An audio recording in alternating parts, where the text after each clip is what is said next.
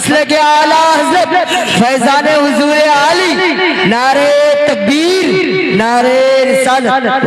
अब आइए हुजूर ख्वाजा गरीब नवाज की मशहूर ज़माना करामत सुनने से पहले हुजूर ख्वाजा गरीब नवाज की सीरत और किरदार पर रोशनी डालते हैं। हुजूर ख्वाजा गरीब नवाज का बचपन का वाक़या है। छोटे बच्चे थे, नन्हे मुन्ने थे, ईद की नमाज के लिए तशरीफ ले जा रहे थे। खूबसूरत ज़र्क बर्क लिबास, फाखिराना लिबास जेब-ए-तन किए हुए थे। रास्ते में ईद की नमाज के लिए निकल पड़ते हैं। एक नाबीना बच्चा जो फटे के रास्ते में बैठा हुआ है। हुजूर ख्वाजा गरीब नवाज की नजर जब उस नाबीना बच्चे पर पड़ती है तो आपके दिल में एक कलक और इज़्तिराब की कैफियत तारी हो गई। आपके दिल को कल्बी सदमा लाहिक हुआ कि ये एक तो नाबीना बच्चा है, ऊपर लोगों की मदद करना, दुखों को दूर करना, तकलीफों को दूर करना, मुसीबतों को दूर करना, लोगों के गमों को दूर करते थे। हम और आप भी ख्वाजा गरीब नवाज के गुलाम हैं। क्या हमारे अखलाक इस तौर पर हैं? क्या हमारी आदत व अतवार इस तौर पर हैं? क्या हमारे मुआमलात इस तौर पर हैं? हम ख्वाजा गरीब नवाज के गुलाम हैं। और तकरीब ख्वाजा गरीब नवाज मनाने वालों से यह पैगाम जरूर है कि जब भी आप दूसरे कर सकते हैं, दूसरे को अपनी तरफ मुतवज्जो कर सकते हैं। हम अपने अखलाक व किरदार के जरिए से लोगों के दरमियान में प्यारा और महबूब बन सकते हैं। अल्लाह के नबी हुजूर नबी करीम ने इरशाद फरमाया, तुम लोगों को मालों के जरिए से खुश नहीं कर सकते हो, मगर तुम लोगों को अच्छे अखलाक के जरिए से खुश कर सकते हो। ये था हुजूर नबी करीम की एक सीरत का वाक़या। अब जरा दूसरी सीरत का वाक़या। अपनी इबादत में मुनहमिक होते होंगे और तिलावत कुरान का इतना शौक रहता था कि दिन में 2 मरतबा कुरान पाक खत्म किया करते थे। दिन में 2 बार कुरान मजीद खत्म किया करते थे। यहाँ तक के सफर में भी तिलावत कुरान जारी रहती थी। हम और आप भी तो ख्वाजा गरीब नवाज के गुलाम हैं। क्या हमारी आदत नमाज में लगी हुई है? क्या हमारे इबादत के तरीके ऐसे हैं? क्या हम इसी तरीके से हम इबादत इलाही में मसरूफ रहते हैं? क्या हमारे अंदर भी तिलावत कुरान की आदत है? क्या हमने भी तिलावत कुरान को अपना शौक का जामा पहनाया है? नहीं नहीं, हमने कुरान को तो बालाए ताक रखा हुआ है। या तो वो चीजों में निकलता है या तो वो चहलों में निकलता। तो कुरान अर्ज करेगा, ऐ परवरदिगार, इस आदमी को जन्नती लिबास पहनाया जाए, उस आदमी को जन्नती लिबास पहनाया जाएगा। फिर कुरान अर्ज करेगा, ऐ मेरे परवरदिगार, इस आदमी में और इजाफा किया जाए तो उस आदमी को करामत का ताज पहनाया जाएगा। फिर कुरान अर्ज करेगा, मौला तू इससे राजी हो जा, तो परवरदिगार आलम तिलावत कुरान करने वाले से राजी हो जाएगा। क्या हमारे अखलाक भी इस तौर पर हैं? क्या हमारा सुबह उठकर हम कुरान पढ़ते हैं या रात में सोने से पहले तिलावत कुरान करते हैं? ये हमारी आदत नहीं है। अगर हम ख्वाजा गरीब नवाज के गुलाम हैं, ख्वाजा गरीब नवाज के मानने वाले हैं, तो हमारी आदत भी तिलावत कुरान करने जैसी होनी चाहिए। हमारा रोजाना का मामूल होना चाहिए कि हाँ शुरू कर दें, तिलावत कुरान में मुनहमिक हो जाए, कुरान को समझने की कोशिश करें। और तीसरी सीरत का वाक़या देखिए। ख्वाजा गरीब नवाज की बारगाह में एक कातिल कत्ल के इरादे से आता है, बगल में खंजर दबाया हुआ है, कत्ल के नापाक इरादे से आया हुआ है। हुजूर ख्वाजा गरीब नवाज ने उस इंतहाई शफकत और मोहब्बत पेश फरमाई, खंदा पेशानी से मिला। उस आदमी ने जब हुजूर ख्वाजा गरीब नवाज की ये शफकत और मोहब्बत देखी, आपका गर्विदा हो गया, गुलाम हो गया, दीवाना बन गया, दाखिले इस्लाम हो गया, मुसलमान हो गया।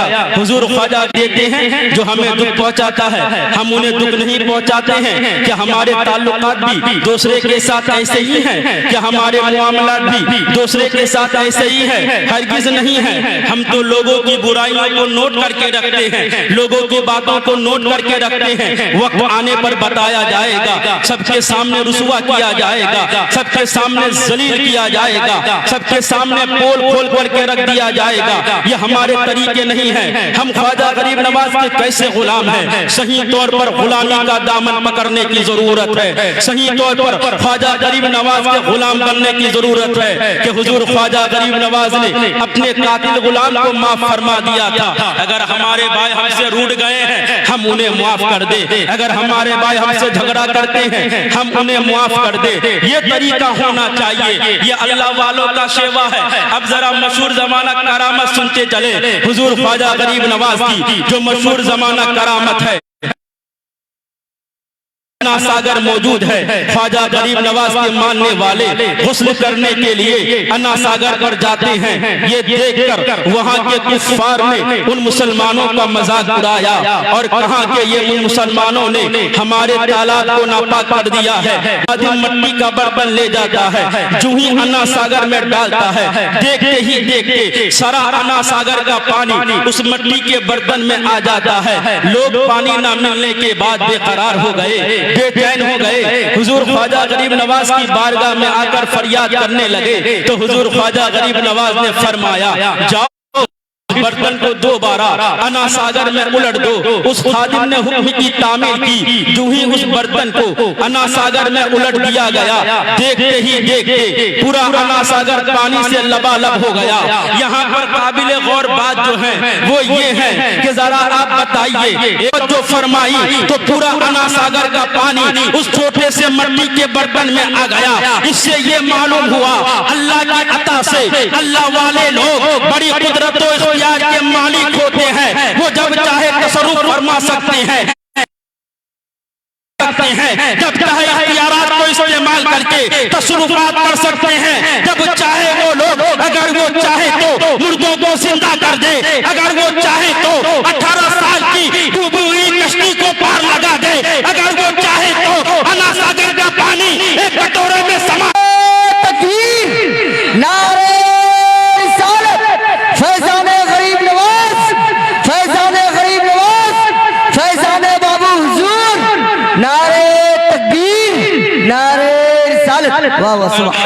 की जलवे ज़िबा की आप ज़ियारत कीजिए। मैं एक नुक्ता बताऊं, जहां अल्लाह वालों का जिक्र होता है तो रहमत खुदाबंदी नाजिल होती है। मुसल्लम बात है ना, वाले बजाते खुद मौजूद हो, अल्लाह वालों का जिक्र होता है तो रहमत खुदाबंदी नाजिल होती है। जिक्र करने से नाजिल होती है। अगर अल्लाह वाले बजाते खुद मौजूद हो तो रहमत खुदाबंदी तो हमारी तरफ लपक लपक कर आती है। तो आप जलवे ज़िबा की ज़ियारत कॉन्फ्रेंसेस नहीं होते, कहाँ पर महफिले मिलाद नहीं होती, कहाँ पर जुमा में तकरीरें नहीं होती। आज सारी तबलीगी दौरे, सारी वाज़ो नसीहत, सारे जलसे रायगा हो रहे हैं। आज मुसलमान जहाँ पर है वहीं पर मौजूद हैं, वो टस से मस होने के लिए तैयार नहीं है। आज हालात दिन ब दिन खराब से खराब तर होते चले जा रहे। दिमाग में ये सवाल उठता है, ऐसे हालात में मुसलमानों को क्या करना चाहिए? ये एक सही बात है कि इन हालात से मुसलमानों का परेशान होना तो बनता है। ये उम्मत मुसलमा की शान और पहचान है कि वो उम्मत मुसलमा के हालात से बाखबर हो और उनकी इस्लाह का जज्बा हुआ है। हर घर में फसाद पहुंचा हुआ है, हर कोई इन फितनों से वाकिफ भी है। कौन नहीं जानता है, कौन इन फितनों से वाकिफ नहीं है? जब फितना घर घर तक पहुंचता है, हर घर की दहलीज तक पहुंचता है, तो हम लोगों का मशगला और तुराए इम्तियाज क्या होता है? हम लोग होटलों में बैठेंगे, दूसरे के गलत हालात का तस्करा करेंगे। जहां चंद लोग बैठ गए, दूसरे की तनकीद करेंगे, दूसरे की गुफ्तगू करेंगे। फुला का लड़का भाग गया, फुला की लड़की भाग गई, फुला शराब पीता है, फुला तो जुआरी है, फुला तो चोर है, फुला तो डकैत है, फुला का घराना अच्छा नहीं, फुला का समाज अच्छा नहीं, फुला गाँव वाले अच्छे नहीं हैं। यानी ये हमारा तरीका बन गया है कि हम होटलों में जहाँ चंद लोग मिल गए आपस में दूसरे की बुराई शुरू, बातें कुछ और है। ऐसे हालात में हमें क्या करना चाहिए? कुरान रहनुमाई करते हुए उसी पहलू की तरफ तवज्जो दिलाता है। से बदतर हो जाए, खराब से खराब तर हो जाए और उनकी इस्लाह का जज्बा तुम्हारे दिल में ना हो, तुम उनकी इस्लाह तुम्हारे काबू में ना रहे। ऐसी सूरत हाल में तुम्हें क्या करना चाहिए? तुम्हारा सबसे पहला काम ये हो, अलैकुम अनफुसकुम। बात वहीं पर खत्म हो जाती है। हम अपनी इस्लाह की फिक्र नहीं करते,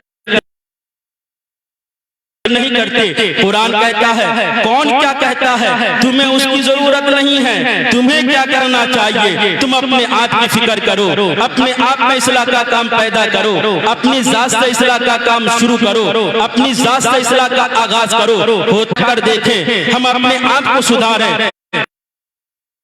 कम से कम एक चिराग तो जलेगा, जब एक चिराग जलेगा तो दूसरा चिराग जलेगा, जब दूसरा चिराग जलेगा तो तीसरा चिराग जलेगा। यानी खरबूजा को देखकर खरबूजा रंग पकड़ता है। जब एक आदमी सुधरेगा तो दूसरा आदमी सुधरेगा, जब दूसरा आदमी सुधरेगा तो तीसरा आदमी सुधरेगा।